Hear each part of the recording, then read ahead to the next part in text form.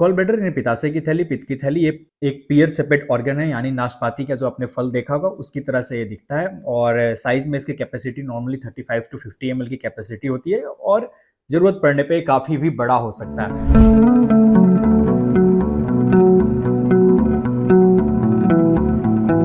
नमस्कार दोस्तों, आज हम जिस चीज के बारे में डिस्कस करने वाले हैं यानी गॉल ब्लैडर यानी पित्त की थैली और पित्ताशय की थैली।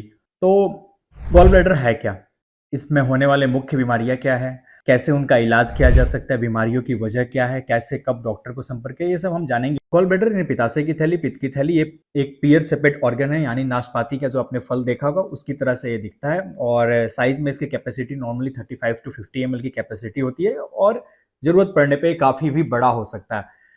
यह हमारे लीवर जो है, ये लीवर इसके जस्ट नीचे निचले हिस्से में जो राइट और लेफ्ट लीवर होता है उसके जस्ट एक बीच में, अपर लैंग्वेज में समझे तो ये प्रेजेंट होता है। और लीवर से यह जो नली होती है, मुख्य नली जो एक लीवर से निकलती है, कॉमन बाइल डक्ट, जो कि आंत में जाती है, उस नली के थ्रू ये सिस्टिक डक्ट के थ्रू एक्टेड होता है।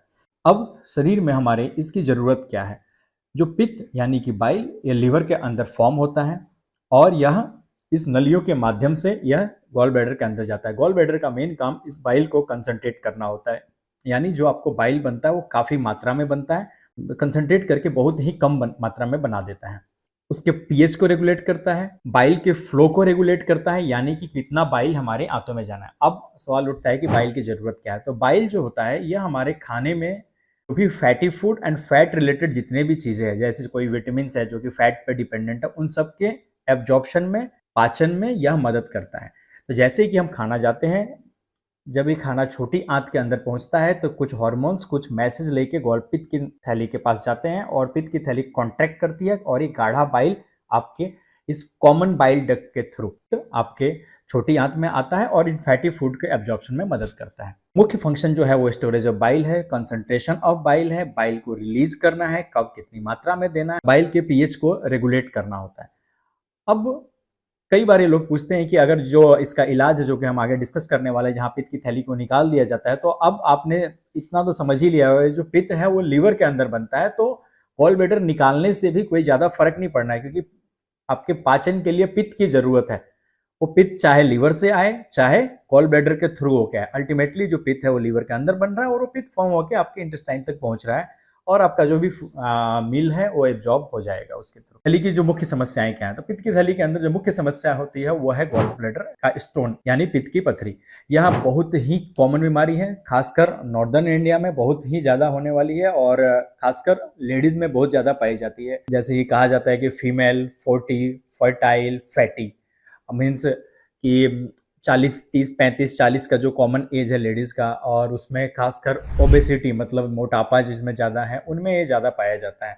और बाकी अन्य भी वजह है, जैसे कि मोटापा होना, आजकल की जो लाइफ स्टाइल वो हो गया, सडन वेट लॉस कर लेना, देन ओवर द काउंटर जितनी मेडिकेशंस है, बहुत सारी मेडिकेशंस है जिनका ज़्यादा यूज़ करना, डायबिटीज़ जो भी जिन लोगों को है उनका हो गया, मल्टीपल प्रेगनेंसीज है वो हो गए। तो कई ऐसी वजह है जिन कारण से पित्त की थैली बन जाती है। अब आपके लिए जो इंपॉर्टेंट है वो है कि आप कैसे पहचानें कि आपको पित्त की थैली की पथरी है, इसके लक्षण क्या है। तो पित्त की थैली का जो मुख्य प्रॉब्लम है वो है, पहली बात तो ये 70 टू 80% लोगों में जो पित्त की थैली की पथरी होती है वो साइलेंट रूप में होती है, मतलब उनको कोई भी दिक्कत नहीं हो रही है। हाँ, माइल्ड सिम्टम्स होते हैं जो कि अनरिकॉग्नाइजेबल होते हैं, जिसे हम आमतौर पे आम आदमी छोटी मोटी समस्या समझ के नॉर्मली इग्नोर कर देता है। हाँ, जब ये समस्या लेके आती है तब क्या होता है? नॉर्मली जो होता है, हमारे जो दायां साइड है यहाँ पे, ये जो हड्डियां आपको दिख रही है इसके जस्ट नीचे एक पेन होता है। टिपिकली ये इसको बिलियरी कोलिक कहा जाता है। क्यों? क्योंकि यह एक इंटरमिटेंट यानी कि रुक रुक के आने वाला पेन होता है।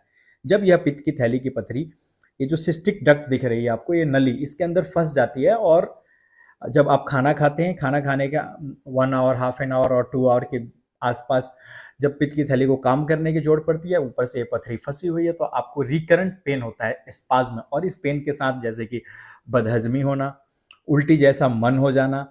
कई बार यह पेन आपका रेफर्ड होके ये जो आपके शोल्डर से राइट यहाँ पे या फिर जो शोल्डर ब्लेड से पीछे इस हिस्से में आती है, क्योंकि जो नर्व्स होती है जो इस एरिया को सप्लाई करती है वही नर्व्स आपके गॉल ब्लैडर एरिया को सप्लाई कर रही होती है, तो ये रेफर्ड पेन भी हो जाता है।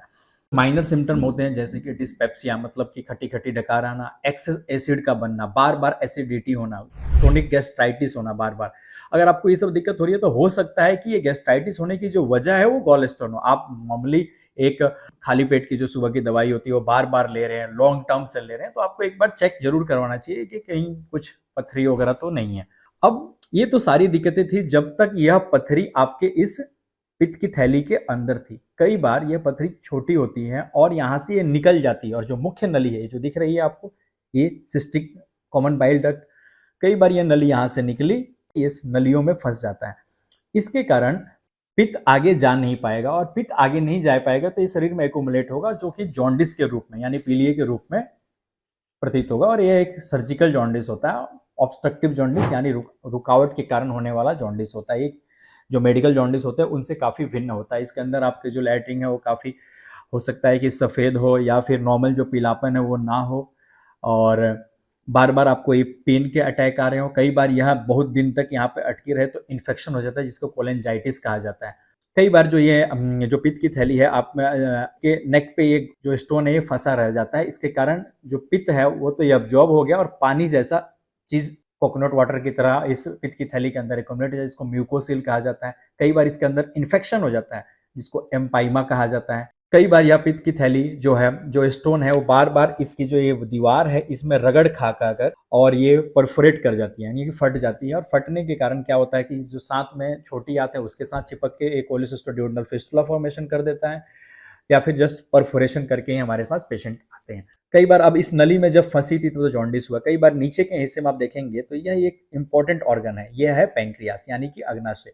कई बार पित्त की थैली की जो पथरी है वो इस अग्नाशय के अंदर सूजन का कारण होती है, जिसको पैंक्रेटाइटिस कहा जाता है। तो बार बार पैंक्रेटाइटिस का भी अटैक आता है, तो जो मुख्य आज की डेट में कारण है वो है अल्कोहल के बाद पित्त की थैली की पथरी होती है। तो मोटा मोटी जो आपको देखा जाए तो जो दिक्कतें आने वाली है वो दो तरह से आने वाली है। अगर पित्त की थैली की पथरी आपके अंदर ही है, पित्त की थैली के अंदर, तब तो उससे कुछ दिक्कतें हैं, और कई बार यह वहां से निकल गई। कई लोग देसी दवाइयाँ लेते हैं, कुछ लेते हैं, या कई वजह से छोटी पथरी है तब निकल गई, उसके कारण तो कोलिसिस्टाइटिस हो गया एक तरफ से, दूसरी तरफ पैंक्रेटाइटिस यानी अग्नाशय के सूजन, कई बार जॉन्डिस, और ये सारे मुख्य कारण हैं जिन कारणों से पेशेंट नॉर्मली ओपीडीज के अंदर आते हैं। अब सवाल उठता है कि कब डॉक्टर से या फिजिशियन या सर्जन जो भी है, जो इससे एक्सपर्ट है, उससे संपर्क करें इस चीज़ के लिए, कब आप इवेल्युएट कराएं, क्या कराएं जब आपको ये सब लक्षण लगे। तो जो पहला जांच आपको किया जाता है इस चीज़ के लिए, और जो बेसिक टेस्ट है और गोल्ड स्टैंडर्ड है, इन्वेस्टिगेशन ऑफ चॉइस है इस चीज़ के लिए, गॉल ब्लैडर के लिए, वो है अल्ट्रासोनोग्राफी यानी अल्ट्रासाउंड। अल्ट्रासाउंड होल एब्डोमेन पेट का किया जाता है। इसके अंदर आपके पित्त की थैली के अंदर की पथरी या इस नली के अंदर की पथरी को अच्छी तरीके से देखा जा सकता है, पता लगाया जा सकता है। तो पहला इन्वेस्टिगेशन और बेसिक इन्वेस्टिगेशन है, एक गॉल ब्लैडर 5 मिनट के अंदर हो जाता है, और आप इसमें अगर आपको इनमें से कोई भी लक्षण है तो आप करवा सकते हैं। इलाज क्या है? तो पित्त की थैली का आज के डेट में इलाज लेप्रोस्कोपिक कोलिसिस्टेक्टमी यानी दूरबीन से पित्त की थैली की पथरी का ऑपरेशन। यहाँ पे पित्त की थैली ही निकाल दी जाती है। यह पित्त की थैली के शरीर में कोई भी आवश्यकता नहीं है, क्योंकि जैसे कि मैंने पहले ही बताया, पित्त की थैली सिर्फ स्टोरेज का काम करती है। जो पित्त है वह लीवर के अंदर बनता है। आज की डेट में इसकी सारी सर्जरी 95% दूरबीन के माध्यम यानी लेप्रोस्कोपिक तरीके से की जाती है, जिसके अंदर आपके शरीर पे 3 या 4 छोटे छोटे 5 से 10 mm के होल्स बनाए जाते हैं, और इन होल्स के माध्यम से जो इंस्ट्रूमेंट होते हैं सर्जरी के, जो भी लेप्रोस्कोपी के या दूरबीन के, वो इस अंदर जाते हैं। अंदर जाने के बाद आपके जो पित्त है उसको इस नली के साथ से छुड़ाया जाता है। नली के साथ से छुड़ाने के बाद फिर उसको लीवर के नीचे से छुड़ाया जाता है, और फिर इन्हीं में से एक सुराख को थोड़ा सा बड़ा कर पहले उसको छुड़ाने के बाद एक थैली के अंदर डाला जाता है, और इस थैली के माध्यम से उस एक सुराख से बाहर निकाल दिया जाता है। कई लोगों को होती है कि दूरबीन से क्या पित्त की थैली पूर्ण निकलेगी? तो जी हाँ, बिल्कुल निकल सकती है, और उसी से ही किया जाता है। यही एक स्टैंडर्ड इसका उपचार है। कई केसेस में ओपन भी किया जा सकता है। ओपन यानी चीरे से सर्जरी की जाती है, जहां कुछ स्पेसिफिक इंडिकेशन हो तभी किया जाता है।